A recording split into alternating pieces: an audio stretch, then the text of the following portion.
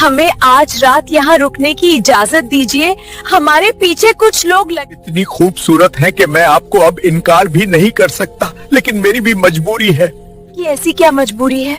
हमें सिर्फ एक रात यहाँ रुकने की इजाजत दीजिए, हमारे पीछे कुछ लोगों से बचा लूंगा। एक रात रुकने की इजाजत देता हूँ, फिर आप दोनों मेरी ख्वाहिश। हम आपकी ख्वाहिश पूरी कर देंगे, बस हमें यहाँ एक रात रुकने की इजाजत। मेरी ये बदकिस्मती थी कि मेरे पास कोई मेहमान नहीं आया और आज मेरे पास 2 लड़कियां आ गई हैं। आज मेरी ख्वाहिश पूरी भी सकते हैं। आप तो बूढ़े हो चुके हैं, अब आपसे क्या होगा, आप बस बातें ही कर रहे हो। भी मैं तुम्हें बताता हूँ कि मैं क्या कर सकता हूँ, तुम दोनों सोचती ही रह जाओगी। दिल्ली के उपनगरों में घने जंगल में पेड़ों के बीच एक टूटी फूटी झोपड़ी थी। इस वीरान जगह में एक 80 साल का बूढ़ा रहता था। वह साधु जो बाबा विष्णु के नाम से जाना जाता था, उसकी आंखों में गहरी बेचैनी और दिल में एक अनकही प्यास थी। एक रात जब चांद भी आकाश पर उदास सा लटका हुआ था, बाबा विष्णु गहरी नींद सो रहे थे। अचानक उन्हें झोपड़ी के दरवाजे पर दस्तक सुनाई दी। बाबा विष्णु की नींद उचट गई। उन्होंने आंखें मली और खुद से बुदबुदाए, इस समय इस वीरानी में कौन हो सकता है। दरवाजे पर दोबारा दस्तक हुई। इस बार उसमें बेचैनी थी। बाबा विष्णु उठे और दरवाजा खोलते ही कांप उठे। उनके सामने 2 नवयुवती लड़कियां खड़ी थीं। उनके चेहरों पर धूल और पत्ते चिपके हुए थे, लेकिन उनका हुस्न उस वीरान रात के चांद की तरह उतर आया था। उनमें से एक का नाम पूजा था और दूसरी का नाम राधिका। पूजा मासूम और शांत स्वभाव की थी। बाबा विष्णु काफी देर तक उन्हें घूरते रहे, जैसे उनके चेहरों में कोई जादू हो। बाबा विष्णु की आंखों में गहरी चमक थी। उन्होंने उनकी ओर देखकर पूछा, तुम दोनों कौन हो? पूजा ने जवाब दिया, हम अपना रास्ता भूल गए हैं। हम जयपुर की ओर जा रहे थे लेकिन भटक गए। अगर आप इजाजत दें तो हम आपके घर में एक रात रुकना चाहेंगी। हम सुबह रवाना हो जाएंगी। बाबा विष्णु उनकी बातों में खो गए। उनकी आवाज, उनकी आंखें, जैसे उनमें कोई भूला भटका जज्बा था। अंदर आ जाओ, बाबा ने धीरे से कहा। दोनों लड़कियां झोपड़ी में दाखिल हो गईं। बाबा ने झोपड़ी के कोने की ओर इशारा किया, जाओ और वहां आराम करो। पूजा और राधिका थके हारे वहीं लेट गए। कुछ ही पलों में दोनों गहरी नींद में चले गए, लेकिन रात की खामोशी गहरी होती जा रही थी। आखिरी पलों में राधिका ने धीरे से आंखें खोली। उसने बाबा विष्णु को अपने बिस्तर के पास खड़े देखा। उनकी आंखों में एक अजीब सी चमक थी और चेहरे पर साफ मुस्कान। बाबा ने कुछ नहीं कहा। मैंने सोचा, अगर आपको ठंड लग रही है तो मैं आपको एक कंबल दे दूं। राधिका ने कंबल लिया और गुस्से से बोली, अब मुझे सोने दो, हमें सुबह जल्दी निकलना है। बाबा वापस अपनी जगह जाकर लेट गए, लेकिन उनकी नजरें अब भी उन पर ही थीं। सुबह पूजा और राधिका ने उठकर बाबा से कहा, हम अब जाना चाहते हैं, क्या आपने कोई इंतजाम किया? बाबा कुछ देर उन्हें देखते रहे, फिर कहा, जयपुर दूर है, रास्ते भी सुरक्षित नहीं। तुम जवान हो, खतरनाक सफर पर अकेले मत जाओ। आज रात यहीं ठहरो, कल मैं तुम्हारे लिए कारवां ढूंढ लूंगा। पूजा ने हिचकिचाते हुए कहा, नहीं बाबा, हमें जाना है। बाबा कुछ देर खामोश रहे, फिर धीरे से बोले, कम से कम दोपहर तक तो ठहरो, बाहर बहुत गर्मी है, इसके बारे में बाद में सोचते हैं। उनके लफ्जों में एक नरमी और एक अजीब सी खुशबू थी। राधिका ने पूजा की ओर देखा। दोनों कुछ देर सोच में गुम रहीं, फिर उन्होंने सहमति में सिर हिलाया। बाबा विष्णु सारा दिन उनके पास बैठे रहे। वे बातचीत में उलझे हुए थे। वे प्यार भरी नजरों से घूर रहे थे, जैसे हर पल वे उनके दिल के एक खाली कोने को भर रहे हों। रात आ गई। पूजा और राधिका अपने बिस्तर पर लेट गईं। बाबा भी अपनी जगह सो गए, लेकिन जब रात की खामोशी फिर गहराने लगी तो बाबा चुपके से उठकर लड़कियों की ओर चल पड़े। उनकी नजरें खास तौर पर राधिका पर थीं। वे राधिका के पास बैठ गए। वे धीरे धीरे आगे बढ़े। वे उसकी माथे को छूने लगे। उसी पल राधिका की आंख खुल गई। वह सदमे से उठ बैठी। क्या कर रहे हो बाबा? वह गुस्से से बोली। बाबा ने नीचे देखा और बोले, मैं आपको तकिया देने आया हूं। अगर आप बिना तकिए के सोएंगी तो आपकी गर्दन में दर्द होगा। राधिका ने तकिया उठाया और गुस्से से बोली, अब हमें तंग मत करो। बाबा वापस जाकर लेट गए, लेकिन अब वे बेचैन थे।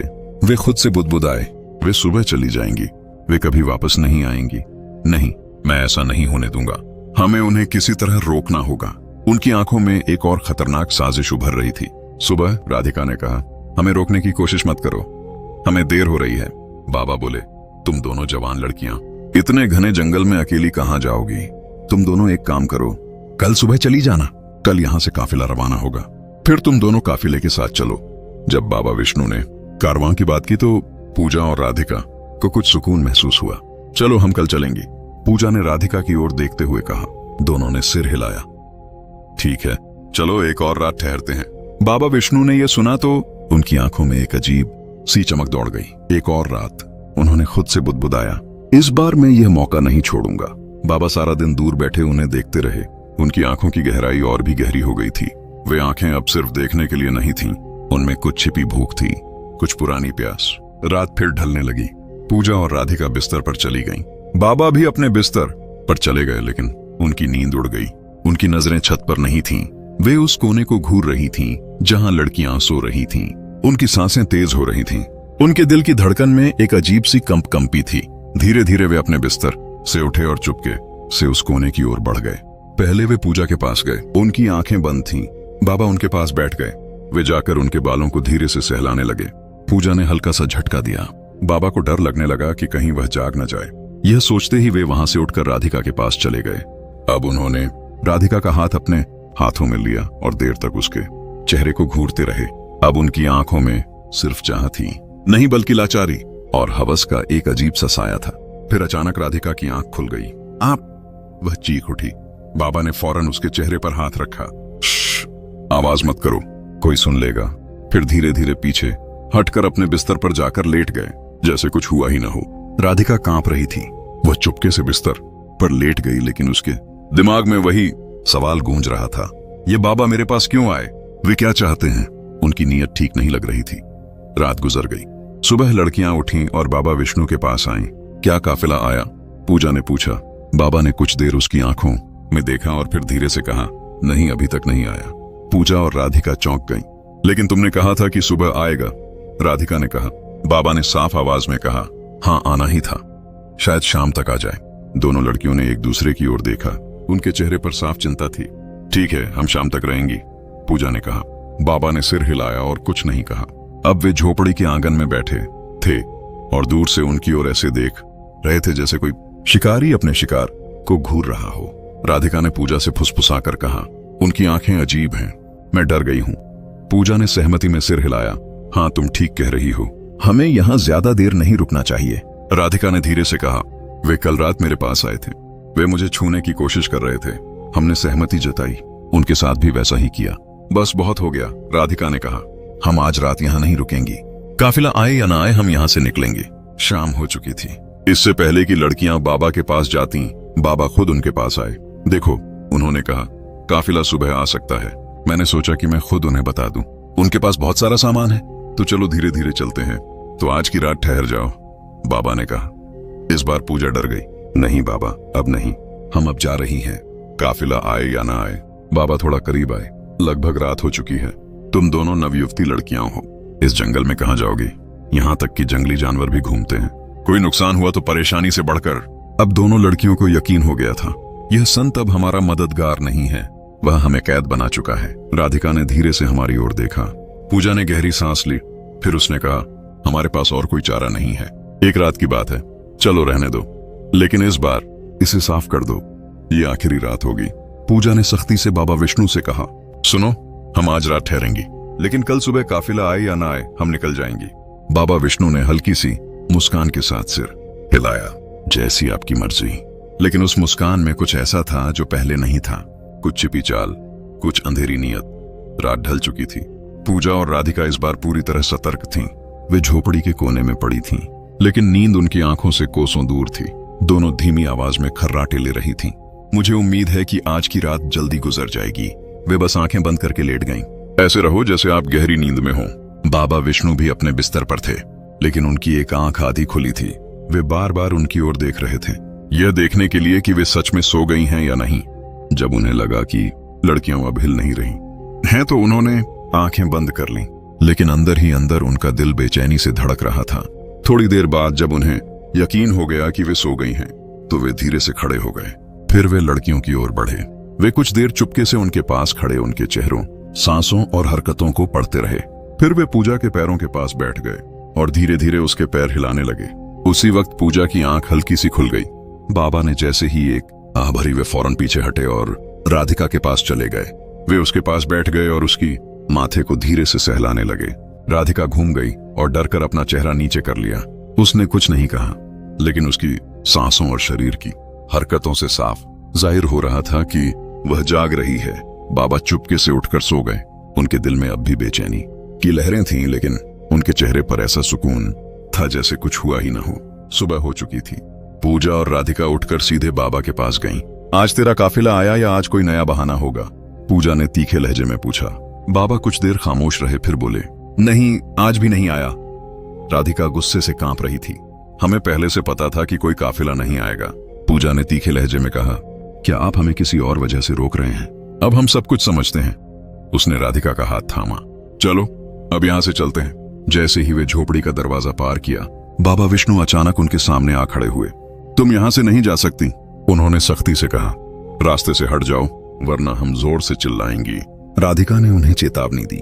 बाबा ने धीमे लहजे में कहा, इस वीरान जगह पर तुम्हारी आवाज सुनने वाला कोई नहीं है।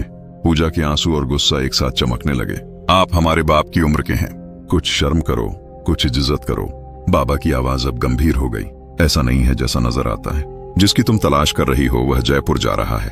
कौन जानता है, वह यहीं कहीं हो सकता है। पूजा और राधिका चौंक गईं। आप कैसे जानते हैं कि हम किसी को ढूंढ रही हैं? राधिका ने पूछा। बाबा ने नीचे देखा।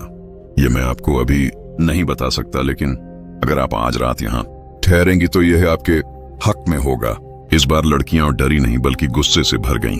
फिर वही हरकत, पूजा की बुदबुदाहट। एक बूढ़े को क्या हो गया है? वह बार बार क्यों रोक रहा है? बाबा ने फिर कहा, बस एक रात और, कल सुबह आपको अपने सारे सवालों के जवाब मिल जाएंगे। शायद आपको जयपुर जाने की जरूरत न पड़े। अब दोनों लड़कियां परेशान थीं। वह कैसे जानता है कि हम किसकी तलाश में हैं? क्या वह सिर्फ संत है या कुछ और? लेकिन अब उनका विश्वास पूरी तरह टूट चुका था। पूजा ने बाबा को जोर से धक्का दिया और राधिका का हाथ पकड़कर झोंक। बाबा उनके पीछे दौड़े। अभी चली गईं तो सब कुछ बर्बाद हो जाएगा। उनकी आवाज कांप रही थी। थोड़ी देर बाद दोनों लड़कियां थककर एक पेड़ के नीचे बैठ गईं। उनकी सांसें फूल रही थीं। वे घबराई हुई थीं, लेकिन उनकी इच्छा शक्ति मजबूत थी। उसी पल बाबा विष्णु उनके पास आए। उनकी सांस फूल रही थी, लेकिन उनकी आवाज अब भी नरम और रहस्यमयी थी। मैं तुमसे आखिरी बार कह रहा हूं कि अगर तुम अभी चली गई तो तुम अपने अतीत के सारे रास्ते खो दोगी। बाबा विष्णु ने नरम लेकिन आत्मविश्वास भरे लहजे में कहा, आज रात वापस जाओ। अगर तुम ये रात मेरे साथ इस घर में गुजारोगी तो शायद तुम्हें जयपुर जाने की जरूरत न पड़े। पूजा और राधिका शारीरिक और मानसिक रूप से थक चुकी थीं, लेकिन अब उनकी आवाज मजबूत थी। अगर कुछ है तो साफ साफ बता, क्यों नहीं देते?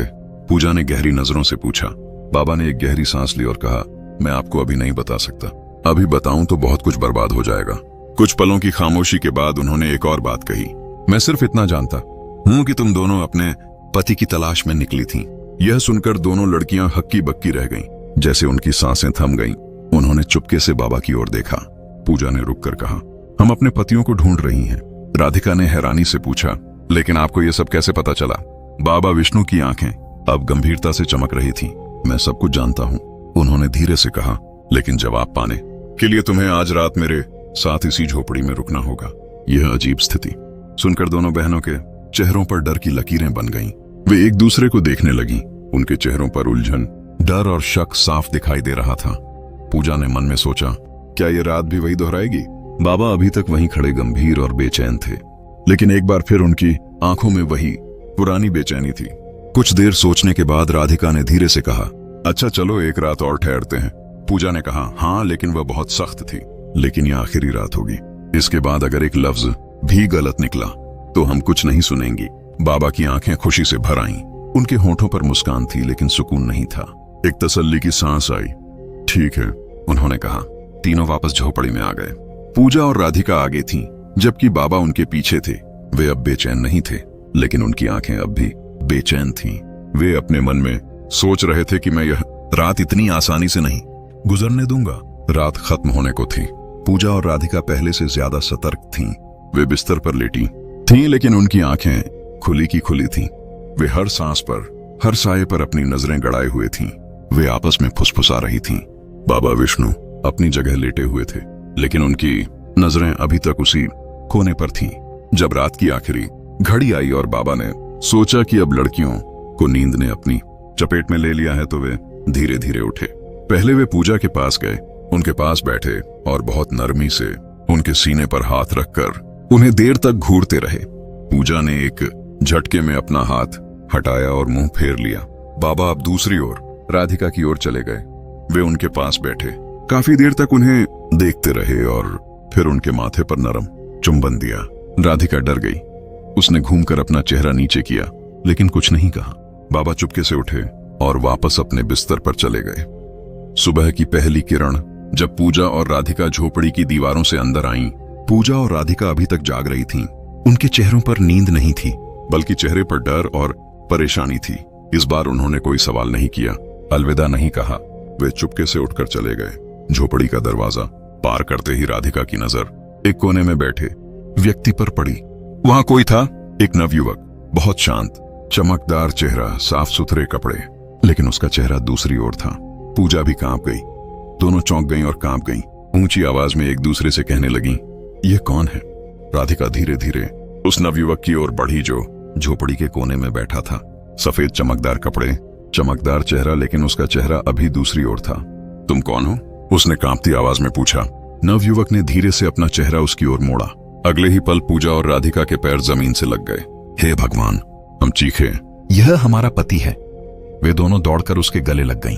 उनकी आंखों से आंसू बहने लगे। वह पल किसी चमत्कार से कम न था। तुम यहाँ कैसे पहुंचे? क्या हम कोई चमत्कार देख रहे हैं? राधिका ने कांपती आवाज में पूछा। नवयुवक ने उसे अपनी बाहों में पकड़ा और धीरे से कहा, नहीं, ये सपना नहीं है, यह हकीकत है। मैं वापस आ गया हूँ। उनकी खुशी की कोई हद न थी। पूजा ने पूछा, लेकिन तुम कहाँ थे? और तुम इस बाबा विष्णु की झोपड़ी तक कैसे पहुंचे? हमें यह बिल्कुल ठीक नहीं लगा। क्या तुम उन्हें जानते हो? नवयुवक की आंखों में अब कोई राज नहीं था, वह सुकून में था। उसने धीरे से कहा, पहले बाबा विष्णु को बुलाओ, देखो वे कहाँ हैं। पूजा और राधिका उन्हें ढूंढने लगी, लेकिन वे कहीं नहीं मिले, न बाहर न अंदर। वे वापस आईं और कहा, वे गायब हैं। ऐसा लगता है जैसे वे उड़ गए हों। नवयुवक ने गहरी सांस ली और कहा, साधु, कहाँ गए थे? अब आप समझ जाएंगी, लेकिन इससे पहले क्या आप यह नहीं जानना चाहती कि मैं इतने साल कहाँ रहा हूँ? दोनों बहनों ने एक साथ सिर हिलाया। मुझे बताओ, मुझे सब कुछ बताओ। अब कहानी का सबसे बड़ा हिस्सा सामने आने वाला था। नवयुवक ने बात शुरू की। मुझे वह दिन आज भी याद है। मैं घर से बाजार के लिए निकला था। रास्ते में एक बूढ़े आदमी और एक बहुत ही खूबसूरत लड़की से मुलाकात हुई। बूढ़ा बिल्कुल बाबा विष्णु जैसा था। आप और वह लड़की बहुत दिलचस्प हैं, जैसे आप किसी दूसरी दुनिया से हों, नवयुवक ने कहा। उसकी आवाज में अब भी हैरत की झलक थी। मैंने मजाक में कहा, इतनी खूबसूरत लड़की ने इस बूढ़े से शादी क्यों की? तुम्हें एक नवयुवक के साथ होना चाहिए था। लेकिन मुझे नहीं पता था वह लड़की इंसान नहीं थी, उसके अंदर कोई अलौकिक शक्ति छिपी हुई थी। पूजा और राधिका आंखों में आंसू लिए सुन रही थी। उसने मेरी ओर देखा, उसने हल्की सी सीटी बजाई और मुझ पर थूक दिया। अगले ही पल मैं उस बूढ़े के रूप में बदल गया। मेरी पहचान मिट गई और मेरा चेहरा उसका हो गया। फिर कहा, यह तेरी सजा है, अब तू सारी जिंदगी यहीं रहेगा, इस झोपड़ी में। लेकिन उसने एक उम्मीद छोड़ी।